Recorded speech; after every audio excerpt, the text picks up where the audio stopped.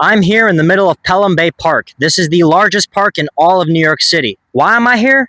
Because, at long last, it is time for the Prucon Act 2 wrap-up. I am well aware this took a long time to get out, but at long last, I am here to do a completely unscripted, semi-detailed breakdown of everything that happened from September 2025 up to July 2026. So, without further ado, this is the wrap-up for Prucon Act 2.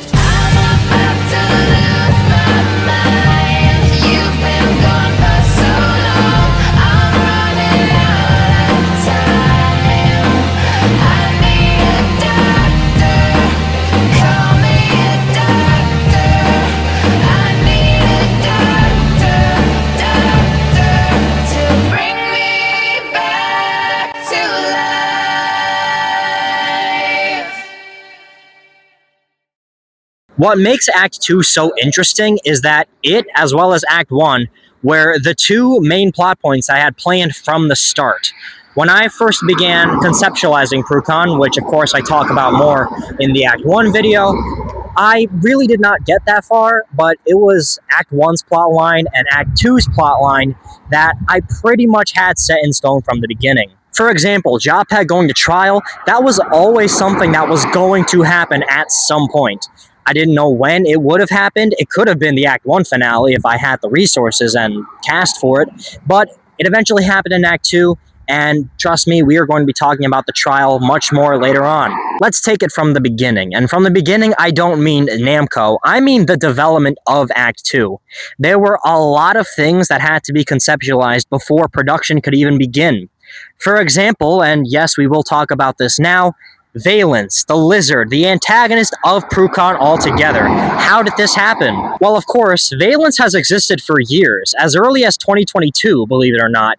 However, he was always a human. In Izu Explains, you see him in his human form, very much alive and being a terrible person. At some point in early 2024, I was pretty heavily fixated on Hazbin Hotel, and I decided that it would make the most sense for Valence's character arc to end, and I guess restart, with his death and him becoming a sinner. Why a Komodo dragon? Well, originally he was just going to be a generic lizard, but after looking into it and looking at different species, the Komodo dragon really just spoke to me. It is the largest lizard in the world. It's actually pretty rare. It's a pretty exotic species, and it just looks really cool. So it really wasn't until like early 2025 that I decided he would be a Komodo dragon specifically, but that's what I landed on. Valence went through a variety of designs before landing on his final. I'm showing some of them on screen from various different artists who contributed at different points in development during Act 1. But in the end, of course, Lucianus was commissioned to deliver the final character design and thus his expressions. And my goodness, do they look glorious. I could not be any happier with the way these turned out. Lucianus is an incredible artist, an incredible person, an incredible team member, and it was all thanks to him that we got Valence's design. We will talk plenty about Valence and his character later on. If you're really astute, you'll notice the shirt I'm wearing. Yes, this is Valence's shirt. Well, before he died. This is his shirt when he was alive. I decided to break it out for today because Act 2 is the season of Valence. Act 1 is primarily Japet. Act 2, Valence takes the spotlight. Another mildly interesting thing, albeit much more minor, is the Act 2 end theme, that is the theme you hear during the end screen, actually had a variety of different mixes. I guess we could call them demos. Since it's a remix of a couple of different versions of one theme, that is the Modos name entry music, I mixed it a couple of times before landing on the final version. I'll go ahead and play these demo mixes now, as well as the final, so you can compare them.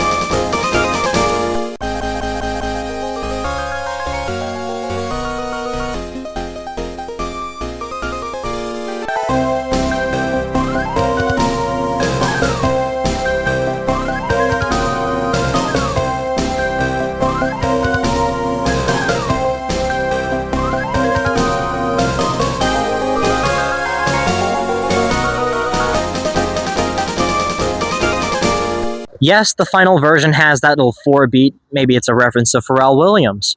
Maybe I won't confirm nor deny that. As for Act Two's actual production, I wrote a vast majority of the scripts during 2025 summer. So right after Act 1 ended, from May to early August of 2025, I wrote most of the episodes.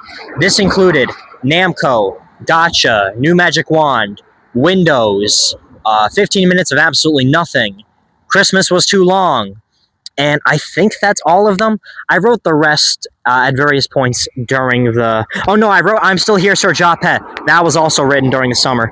But the ones I did not say, they were written during my semesters at various points. I also did a lot of Japet's voice work during that summer. Pretty much every episode, save for the New Magic Wand one, was voiced at home in New York City and not in Rochester.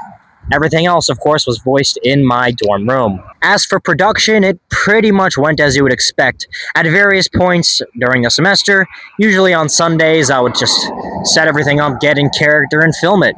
So, let's go ahead and go through each individual episode. Act 2, Episode 1 is, of course, the Namco retrospective. This one I have been wanting to do since the beginning. It was on my giant video list. Again, more details on that in the Act 1 wrap-up. And it was really fun to download MAME and get all of these games running and record just a whole bunch of Namco classic footage. I still have the MAME emulations today, and they're great. The most important thing that happens in Act 2, Episode 1 is the voice change for Mooks. As I described in the Act 1 wrap-up, Mooks originally did have an artificially generated voice. It wasn't something I really wanted to do, but I had no other choice at the time. That was until Banks stepped up to the plate and became the voice actor for the character. Also, of course, he was originally just named Moxie, or the Moxie plush. The reason I changed his name to Mooks is because I don't like Hell of a Boss anymore. So, I was like, you know what? Let's give him a different name. Fuck it. And yes, it is a reference to a multiplexer because Mooks is the shorthand for multiplexer, and I'm a computer engineer. I'm so fucking clever. The main conflict of Act 1 was Japet and Izu's failing friendship. So to me, it made a lot of sense to open up Act 2 with Izu trying to contact Japet and failing to every single time. I feel like this really does a good job at tying it back into what we just saw in the Act 1 finale, and it also sets up that Izu is really a missing presence in Act 2. He doesn't appear much except for his big break in the finale. I think this was a good way to really show that the trajectory is changing. He's not going to be in the show as often. This is where Japet is really trying to ignore him as much as possible because he doesn't want to hurt him anymore. Notoriously, Izu's gone through a lot of shit, so Japet in his head is like, I don't want to give this man, this wolf, I suppose, any more trauma than he already has. The next video in sequence is, of course, the first year. This was a transitional episode. I decided to do it just as a thank you to you. This was really an out-of-character moment. Granted, I'm obviously Japet in this video, but this was my chance to say thank you, because to be doing Prucon for 1 year, even if it sounds like it's not long, it does mean a lot to me. It was actually a really cool, different type of video because you never really see the camera moving at all. This was the first time you get to see really a dynamic perspective of Japet walking across the RIT campus. And it was really cool. I had one of my classmates film it for me, and they did a pretty damn good job. Speaking of having people film for me, this classmate also helped me film the opening to Episode 2, The Gotcha Life Rabbit Hole. That opening scene with Japet touching grass, that was filmed by my classmate, and he did a really good job framing that. This was the introduction of the previously on Prucon segment. This was something I did a poll for on my Discord, and everyone mostly agreed that it should be added. So, there it is. Valence does a narration, and you don't actually see Valence in the flesh yet. He's obscured by this purple mist, we could say. And that's because I wanted to keep his lizard design secret until his actual reappearance in I'm Still Here, Sir Jape. I admit the gacha video is kind of stupid, but in a funny way, because I get to actually use Gacha Life and make a sort of parody of gacha videos with the way Jape and past Izu interact. It was fun, and I included a lot of references to much older videos that probably no one here has seen, but if you know, you know, I guess. On that front, I do understand it might have been a little confusing. Jape time travels back to the year 2019 to interact with Izu from 6 years before, when he was still a human. Now, the lore behind Izu being a wolf is something that is not really explained in Prucon. That's a more of an Izu explained sort of thing. But long story short, he did used to just be a guy. A really fucking horny guy, as he's portrayed. I told Izu to write his parts as if he were the character 6 years before, and I think he did a good job. I think that video is hilariously bad. It's a so bad it's good type of Prucon episode. The next episode in the sequence is, of course, the Go Animate episode, featuring Alden Moeller as the collaborator. This one went through, honestly, a little bit of development hell. No shade, Alden. You're still one of my best friends and a very valued member of the team. But, long story short, this one was supposed to come out in early October or even like the end of September. It ended up coming out near the tail of October. It was one of the few episodes that I actually had to voice in Rochester due to those delays. As stupid as the video was on the surface, it did end up being one of the best performing of Act 2. And it had some of the funniest moments of the season. Jape getting grounded, Caillou randomly showing up, the KQED logo, which I actually had to mute due to copyright issues, so, you know, whatever for that. But overall, just a really funny, really interesting dive into Go Animate. And I personally learned a lot because Alden had a different perspective from me in terms of Go Animate. He had a much softer opinion on it, and to hear it from him, I could kind of see where he was going with it. I do still think Go Animate is pretty sloppy content, all things considered. But it was a component of our childhoods, and I'm not going to take away from the people who, I guess, still make these videos, as hard as that may be. Also, I edited that video after I already edited episode 4, which is the new Magic Wand video. Due to the delays, I was able to completely finish that video before episode 3 even started editing. So back in Act 1, I did a video about the Tyler song Pilot, and that was one of the best performing of that season. So I decided I would do a pseudo sequel and discuss Tyler again, using what is, in my opinion, his best song to date. The new Magic Wand performance is something that every Tyler fan knows about. It's pretty much his most famous live performance. But I never saw anyone really comparing it to itself from different eras, so I figured, let's do that. And that's what I came up with. The one thing that I do find a little silly in retrospect is my tier list. I decided it'd be funny. Jap's a weird, prudy nerd. He's going to use the university grading system as a tier list. But looking back, that's way too many options, dude. What are you doing? But at the end of the day, that's Jape. He's extra. That's his character, so I think in the end, it really does fit. Next up, Microsoft Windows 40 years later, the 5th episode and the longest Prucon episode to date, not counting Jape Stan's trial if you put all of it together, but I count those as separate episodes. So yes, Windows, the longest Prucon to date. So for this episode, I did set up a virtual machine for every single Windows version I featured. My VM of choice was Oracle VirtualBox, and it did a pretty good job, albeit Windows XP specifically ran really badly. I had some issues with that one.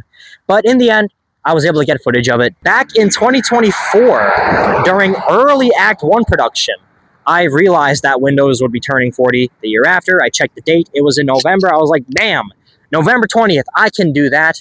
And there was some time crunch on that one, but in the end, it did come out on time, and I'm pretty proud of that one. For being the longest episode, it's good. This was also meant to be taken as part 1 of Valence's return. Throughout the entire show, there have been hints to Valence laced through videos in certain places, but this one is where all of them come together. We have split-second images, blink and you'll miss it. That's been throughout the whole show, but there are even more of them here. And most importantly, the hidden link. This is a link that multiple people did find. Multiple people found the source video, and it linked to Stenos. This is a hidden video that released in 2024. Valence has been in the show from the beginning. Jophead being transported to Gacha Life, then being transported again to Go Animate, that was all Valence is doing. And if it were to him, he would have stayed there indefinitely and never come back to the main world. But the KQED logo saved him in Alden, somehow. Don't ask how that works. Prucon logic is Prucon logic. Unrelated, there is a giant wasp surrounding this tree stump. Jesus fucking Christ, that thing is huge. Right, so episode 6 is the return of Valence, officially. I'm still here, Sir Jophead. This was the big one. This was the one where Valence's final design is shown to the world, where he reveals himself to Jophead. He finally sees what's been causing all of the nonsense, the source of the apple, really the source of everything. Izu was the central conflict of Act 1, but he is not the main villain. Valence is the main villain, and we get to see him in action here. Valence is really fucking fun to voice. He is my favorite character. I like him more than Jophead. That's actually because he's much more complex than Jophead as a person, as a villain, and even as a protagonist in his own fucked up head. I fucking love this guy. As much energy as it takes to do Valence's voice, since he's always screaming and has that serious grit into his voice, it is fucking fun, dude. I would not trade it for anything. So we're going into episode 7. Valence has been fully revealed. Jophead knows exactly what's going on now, and he decides to rant about Christmas. A bit of a strange choice, Jophead, but hey, that's what he does. He talks about random bullshit. This was a much more chill episode. Act 1 did have its Christmas special, which was really just Jophead sitting around doing a whole lot of nothing. But I decided, let's do a Christmas video for real this year. If I want to be super honest, this one is underwhelming. I feel like I could have talked about this more. Maybe even done a little bit more research on why Christmas Aftermath is so long. But at the same time, it does kind of make sense that Jophead is glossing over this one. He says in the video he's running out of ideas. He's scared for his life. He's not feeling great. So in the end, I do think it makes logical sense why he's so weary and so oddly broad about these sort of topics. From I'm Still Here to Husker Dust, you see the downward spiral in Jophead's character. I would say before Valence's reveal, Jophead's mental state is the same as his mental state by the end of Act 1. He's still doing his pretty usual thing, albeit he is looking around, he's a little concerned about certain things, but after Valence shows up, Jophead is fucking terrified. Jophead does not want anything to do with this. He wants to run away. He's scared. And now you really get to see that panic come in. The defining moment of the Christmas video, though, is the reveal. Mux is omnipresent. He knows everything at every time. This was something that was hinted in Act 1. Mux was sending signals to Jophead that he was mostly ignoring. But he knew. He knew what was coming. And finally, Mux tells him how this is possible. Jophead is definitely flabbergasted, to say the least, and we get to talk more about that in Mux's special episode. That covers essentially the first half of Act 2. The episode's released in 2025. By the end of it, we have made significant progress in the story. Each episode tells us something a little different, something new that we did not know before. And I think it's a great crop, even if the view count is pretty bad. I don't care. It tells a pretty consistent story. Happy New Year 2026, and Jophead decides to do an update to the channel. This is honestly something we haven't seen since the first 1000 special. Him just directly talking to the audience, hey guys, here's what's going on. And he has to be very vague because he does not want his audience to know about Valence, about what he's done, and about all of the creepy shit that's going on. He doesn't want anyone to know about this. So when he's trying to explain the future of the channel, he has to be really careful. And that's why he's so cagey in this video. That's why he's like, ooh, I cannot get into that right now, and such things. It was really fun to just sit down and do something a little more casual, because up until that point, minus the year anniversary special, I've been doing completely scripted content.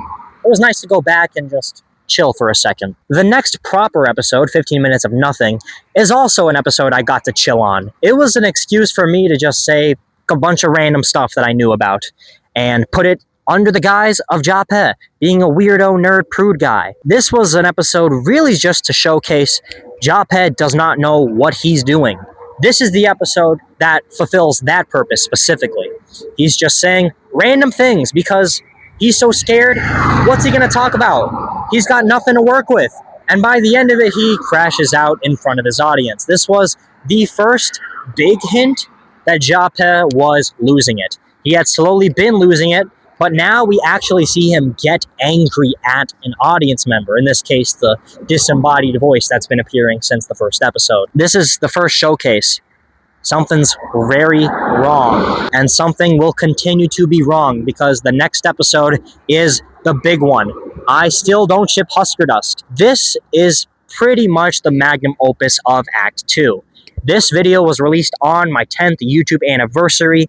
It's the sequel to the very first episode of the show, and goddamn, did I put a lot of heart into this one. Back when the season originally released, I did a live stream series where I reacted to the entire show start to finish with an audience, and I provided my real, unfiltered commentary.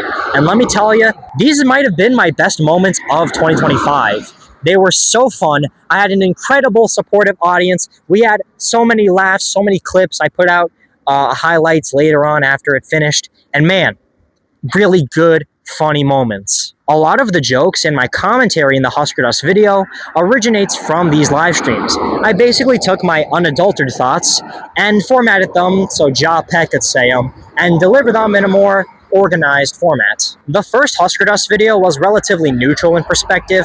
I disliked the couple, but I was a lot calmer and understanding of the people who enjoyed them. This time, however, I decided I wanted to ruffle some feathers, so I wrote Japet to be unnaturally angry at Husker Dust and really just not get it at all at this point. He gave it a lower score, which, yeah, in my opinion, the couple is a little less solid in the season, but damn, Japet really wanted to hammer it in, and by the end of it, he actually loses it. This is the moment right here.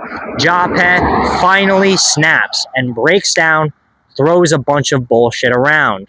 This was super fun to film. It was pretty stressful, but it was basically the pinnacle of everything Prucon up to now. This was the moment. And after that crash out, Japet is not the same. A shadow casts over his face, and his voice changes. He's much more soft-spoken. He's lost all of his energy. Husker Dust really was the straw that broke the camel's back for him. He was already feeling like shit, and his insanity arc ends here. The arc between Sir Japet and Husker Dust is his descent into madness, and that arc officially ends now. I'll also just say the production here was really interesting because I started writing this episode pretty much right after episode 6 of Has Been Season 2 came out, and I finished it within like a week or two, filmed it during Thanksgiving, and I decided to really play around with camera angles this time. Like I said earlier, it's rare for the camera to be super dynamic and do new things. I really wanted to change that with this episode because it's so special, because it's the 10th anniversary. So I did fancy things like the math break. That was a really cool shot. I actually had to use my bed frame to get that to work, and it looked great. I'm really happy with the way that came out. So we're now in February, and it's time for Mooks to explain everything. Owner of the Omnipresent. This could be argued as a transitional episode, but I do count it as episode 10. It's similar to how Your Bonds Are Shattered from Act 1 is still an episode, because it's super plot relevant. Mooks explains everything. He reveals the existence of his wife, a Millie Plush, who we don't know where she is. She apparently belongs to some girl, and Japet's never going to find her. Allegedly speaking. What? Nah. Someone just asked me if I knew where the basketball court was. This is the first episode that I actually have to act fully as the broken version of Japet with his softer voice, his more defeated tone. And it's actually hard to do that when you've done the regular Japet inflection for so long. However, I slowly grow into the more, honestly, ASMR-like Japet that you hear throughout most of the rest of the season. Which, of course, brings us to Is Japet a Simp, episode 11. I did not do a Valentine's episode for Act 1. I honestly wanted to, because Valentine's Day is a relevant holiday to Japet, because he's so lonely and never finds a girl, even though he wants one. and now I had the chance to do it. Not only that, but it was the introduction of a new player in the story. Of course, this is the debut of Lucianus as a character in the show. He's originally portrayed as just one of Prucon's fans that Japhet magically manages to call. Although I will mention, there is a deleted scene from this episode. Originally, Alden was going to have a scene in this episode too, but due to time constraints, I had to cut that one, and I do have the raw footage for that. I featured it in the Act 2 credits. This scene, thankfully, was not super plot relevant, so I was able to skip it and just have Lucianus' call. This episode also directly connected to one of Lucianus' videos on his channel, and it seemed to confuse a lot of people, like why was I there? But for those who knew, it was a really funny way to tie things together. This episode was a chance to really just make fun of Japhet's character as much as possible. This is the one where I really try to humiliate him and make him seem really stupid as a person. Not much else to say on that front, so moving straight along, we have Japhet's final video, interrogation content. This one, as with all of them, was on the list. I wanted to do it. And also, I knew this was going to be the last Japhet video because it connects directly to the trial. Of course, what does he do before he goes to court? He talks about police interrogations. It just makes too much sense. Really, the big thing for this episode is Japhet getting arrested. He does a pretty standard Prucon episode, and by standard, I mean still defeated after the events of Husker Dust, and also putting Mooks away, wrote him out as a character for now. And you know, this was the end of his arc. Japhet declares that he's quitting. He's not going to do any more YouTube videos. And then he gets sent to jail. Why does he go to jail? Go back to the Simp episode. Valens contacts law enforcement and sends them to get him. His original plan was to eliminate Japhet from this universe. He couldn't do it, so his next plan is to literally put him into prison and have him never see the light of day again. So at long last, Valens achieves the goal that he set out in I'm Still Here, which is to take over the channel from episode 13 all the way up to 20. This is Valens' channel. I changed the profile picture and everything. Valens does a whole series of videos where he just gets really angry, berates his audience, talks about how much better he is, how he's the original Japhet, the impersonator, and all of this stuff. And also, of course, TGL makes his debut. If not for TGL, this series of videos would have honestly been really boring. So to have that goofy, whimsical, but also weirdly wise character to bounce off Japhet's chaos, it works so well. Valens is the straight man here, but at the same time, he goes off the rails, and whenever he does, TGL is there to say, hey, relax. It's not that big of a deal. Lucianus did an incredible job with TGL's character. It was really fun. And as stressful as it was to have to release a video every single week for like 6 weeks or however long it was worth it in the end because we did get some really funny moments. Most importantly in this series is Stop Censoring Me, because it marks the end of censorship on the Prucon channel. This is because I am planning to retire the Patreon, which is where originally uncensored videos would go. So I decided I would make there be a canonical reason for no more censoring. And this, most people will say, is the funniest Prucon episode of all time. And I can't even disagree. In the middle of this arc, we also receive the pre-trial, which is the start of the court arc proper. This is where everything really hits the fan. So now we have 2 arcs going at the same time, Valens and TGL and the trial arc. Here we see what Japhet has been up to since his arrest in March. And this video came out in the middle of May, so it's been a while. We see his arraignment, we see him trying to get witnesses, and we also see the other characters getting prepared to show up to the trial and deliver what they need to do. We reintroduced Lion-Ashi Anatide, which is a character from Izu Explains that hasn't appeared in 2 years. I decided he fit the role of trial prosecutor best out of anyone else, and Zillion did a great job at doing the voice for Lion-Ashi. Also, after having been absent the whole season, Izu is back and he is in full fucking swing. And this is where we get to Japhet Stands Trial! If Husker Dust 2 was the Prucon magnum opus, Japhet Stands Trial is my personal magnum opus. I put my heart and soul into this. It's the biggest project I have ever worked on in 10 years. Pretty much the entire team was featured in this series. We have all the main characters that have appeared already, as well as the debut of multiple different people who haven't been in the show yet. Laurette voices the detective, Tiger Star makes a cameo, Commonwealth is the judge, Zillion makes her debut as Lion-Ashi, and everyone did a fantastic job. The trial was written starting in November. Then I took a long break to work on the Valence arc and I Don't Chip Husker sequel. And I came back to it in March, and by the middle of April, part 1 and 2 were both finished. I will say, though, because there were so many people, production was hell on this. Even though I finished writing it in April, I had to wait pretty much until June for all of the assets to be done. I was working on this daily from end of April to June and July when it was ending. It was painful, and honestly, I'm burnt out as a result of it. But in the end, that's okay, because what came out, even if the view count was low, was an incredible arc. Jape is accused of a murder he allegedly committed 2 years before. He has to defend himself because he doesn't have a lawyer. Izu shows up at the end when the trial is going really badly for him. He reveals what actually happened. He talks about Valence's suicide, how he was trying to be Valence the whole time, replacing his best friend. Izu breaks down crying. He makes the choice to defend, and in the end, Jape is declared not guilty. What an emotional roller coaster. Just because he wasn't guilty doesn't mean he goes off scot-free. The judge orders him to deliver a public apology. That's right, Jape apology video. And that's what happens next. He records an apology video and delivers it to his audience. And at the same time, Valence fulfills a promise he made in the friendship episode and goes sees Izu one last time. And their conversation, I would say, is pretty telling. In the end, Jape decides, I can't quit yet. I still have to defeat Valence. Even if he's got the upper hand for now, Jape has technically won Act 2. He is distraught. He feels terrible. He needs to get his bearings back. He needs to reclaim his identity as someone who's not trying to pretend to be anyone else. And that is where Act 3 is going to pick up. So there you have it, a breakdown of pretty much everything that happens in Act 2 and my thoughts on it. This season was production hell, I admit it. I could have done things a lot better. I could have allocated my time better. I could have done a lot of things better on this one. Act 1 was more solid in production, but goddamn, Act 2 storyline was precise, and I loved every moment of telling the story. Genuinely, what's not to like?